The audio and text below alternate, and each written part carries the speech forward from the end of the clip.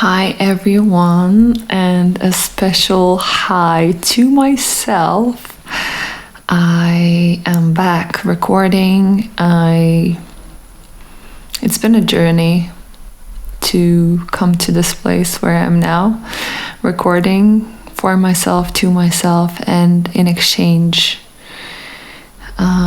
with others. So it's an interesting thing how sometimes we are nudged to do something without a clear reason, and my nudge is to record, is to share.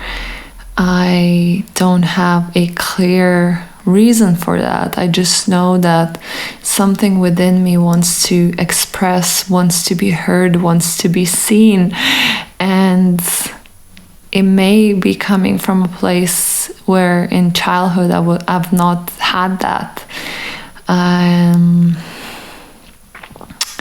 So you could say, oh, it's coming from trauma, it's a trauma response. And I would say, could be yes, could be no, could be both. But either way, it's irrelevant. The reason for doing it is irrelevant, as opposed to the fact that I am doing it. And this applies to all of us. We so often want to create a meaning around why we're doing something, and if our mind cannot come up with the reason, then we kind of reject it. And my exploration is, what if there's not always a meaning? What if we can just do whatever we want to do for no reason, and not having to explain ourselves to others, as long as we're fulfilling on our heart's desires. So this is me fulfilling on my heart's desires, to share, to be witnessed, and to explore the depths of my own inner workings. And this is how I found it comes out most alive, and more than that, it's in the conversation with someone. And this would be kind of the second way in, is to record myself and to be with myself and to speak with myself. So I don't have any agenda on my mind. And that's another thing. It's like, oh, if you're recording, you need to know what you're talking about. You need to have an outline. You need to, so many need tos. And for me, it's just taking action and recording. The structure may come, it may evolve. And I also just find fascinating just to be in the present moment and to source whatever is there in the present moment that is alive, that wants to come out and be expressed. So that's me attempting to do that.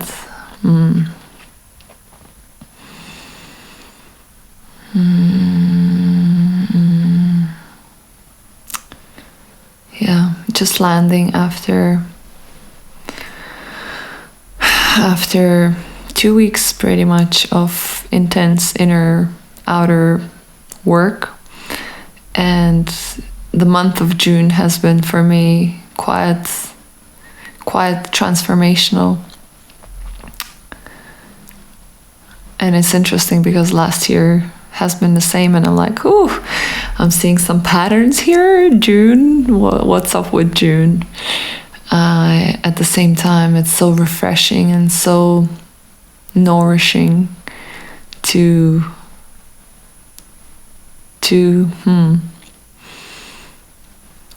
go out of the ordinary into otherworldly experiences, and to shake that status quo and to shake that usual routine way of being and living. I didn't realize how much I was missing that. And for the context, I have gone to assist ISTA level 1 experience in the UK. And then a few days after that, I went into an intensive 2-day training led by my mentor. And it was a lot. Both of the containers were with around 60 people in. A lot of new, beautiful connections, expansion, growth, transformation were the themes. And I'm feeling quite tender and have been resting yesterday and resting today. Today maybe less so.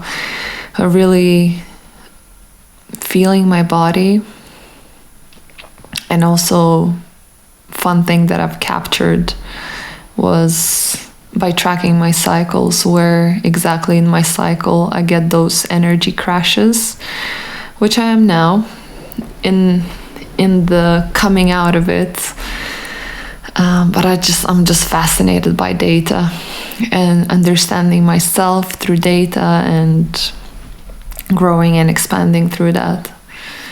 So yeah.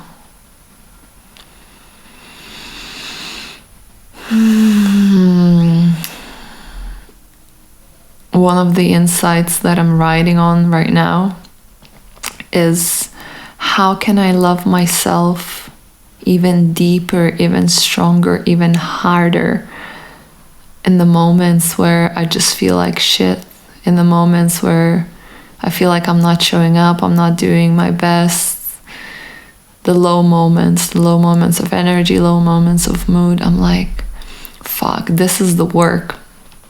Because usually in those moments, we tend to be super hard on ourselves and to critique and to judge and to just make it even worse for ourselves. And now, having read one of my friend's posts where he missed his flight and everything went wrong for him, and he decided in that moment to love himself even deeper and to book himself onto a better hotel and to book himself a massage. I think I'm adding bits to it, but it was something around the fact that in that moment he chose to love himself harder.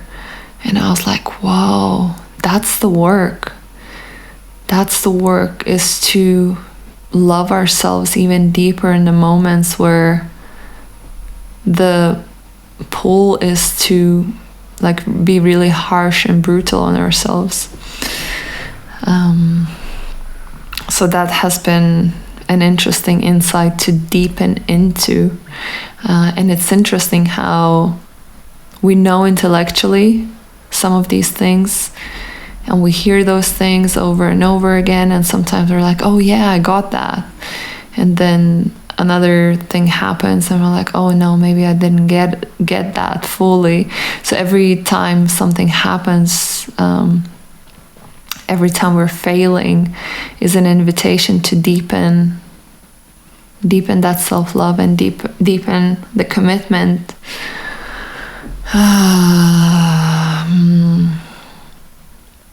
Yeah, and the 2-day intensive training was, a lot of it was rooted into love and how to come from love, how to create from love, and how to love ourselves so crazy, deeply, madly, that from that love comes all the creation. From that love, creation is birthed.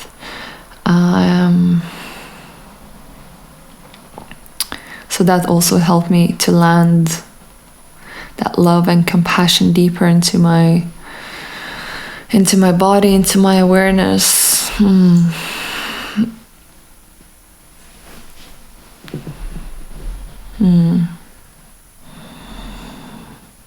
it's interesting hearing my coach's words around that same subject over and over and over again. And then in the training, it just landed. So it's interesting, this saying that the teacher comes when the student is ready. And I love the reframe of it. The lesson comes when the student is ready. And I've heard so many people are saying, oh yeah, I kept hearing it over and over and over again, and it only just clicked, it only just landed. So in a way, we need that repetition. We need to be exposed to the lessons over and over again until it becomes an embodied knowing out of which we operate from. And it becomes our default state of being.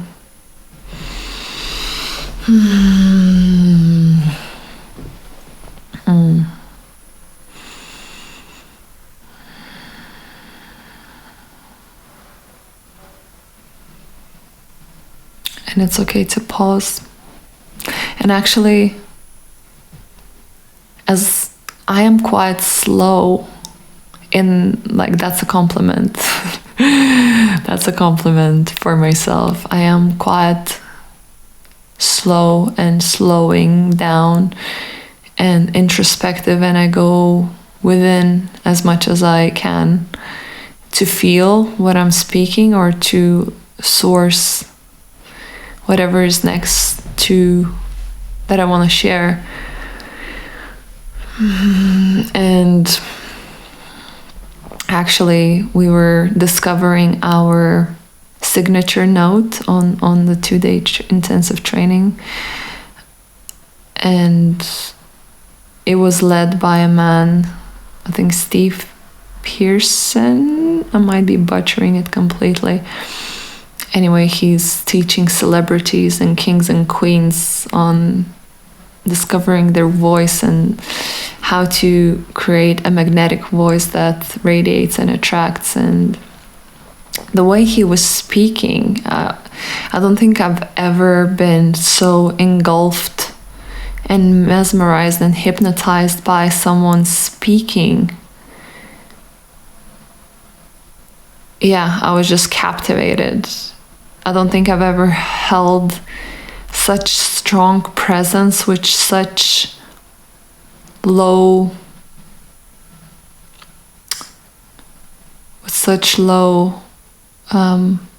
effort. So that was really fascinating to experience that. And he was actually really taking his time to speak. And I'm like, fuck, I want to take my time to speak. Because as slow as I am, I tend to feel into someone's energy, and if I feel that they're rushing, they're unsettled, ungrounded, I kind of give into that energy and I start speeding up. So that's my work. How can I slow down? Because I love being slow and grounded and present. And how can I slow someone else down and help them to be calm and present in the moment?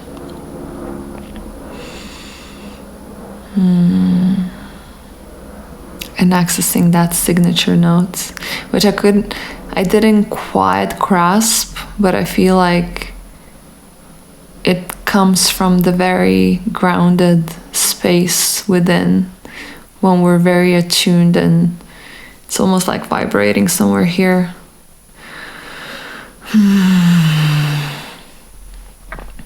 And yeah, in a society where everything is just so fucking fast, I think slowing down is a gift. It's a present.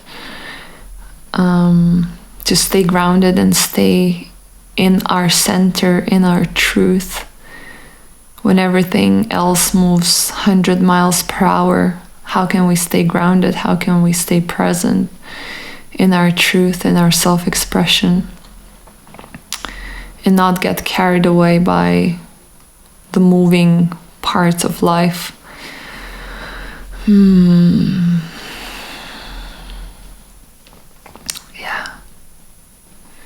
75 Hard Challenge has been a really big teacher for me. And my mind is going now, oh, like you're going from one thing to another, there's no cohesiveness, and just acknowledging that it's just a thought and it's my space to share, and it's okay to share whatever's coming up. Yeah, so when I was in a week-long training, I thought that's going to be the most challenging time for me to do the 75 Hard Challenge, because the schedule was full on. I was assisting, and it actually proved to me that no matter what's happening in our lives, if we are committed to a practice, we will find the time, we will find the space to make that happen. Yet so often we give in to the reasons and circumstances and just say, oh, like I cannot, it's too hard, it's too much, it's whatever. So it's really been a blessing for me to experience how much capacity I have, and I never actually utilized that. I always would just give into my inner dialogue of, oh, I'm not feeling this, not today, I'll take a day off. I've been working so hard, I deserve a rest. And to see how much more there's in a tank, even in those moments where I don't feel like it. So it's been really great way to train my nervous system, my body, my mind to show up in no matter what circumstances, and being acknowledged as well. A lot of people were like, wow, I mean, how are you doing this, really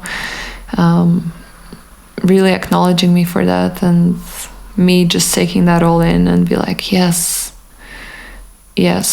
So the external world is confirming to me that what I'm doing is great, it's inspiring, it's it's motivating and uplifting others. And failing twice and recommitting to the challenge third time now, and really discovering my relationship with failure and the beauty in failing. I never used to fail because I never used to commit to something, or I would really play small and safe, so just to avoid the failure. And now I'm like, fuck yes, I just want to fail, I just want to fail so I keep learning and growing, because I want to play an A game. I'm here to play an A game, and that's what it takes. It's a constant expansion, stepping up, stepping higher, falling, failing, standing up, dusting myself up, and then moving forward.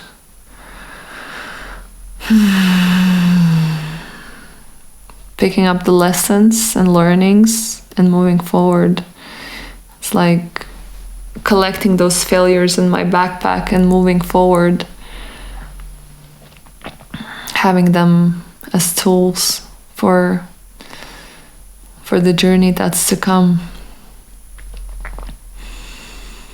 And I was feeling quite energetic when I started recording, and now I'm feeling that I'm kind of going into some kind of meditative state, and my energy is lowering down. But I think maybe I can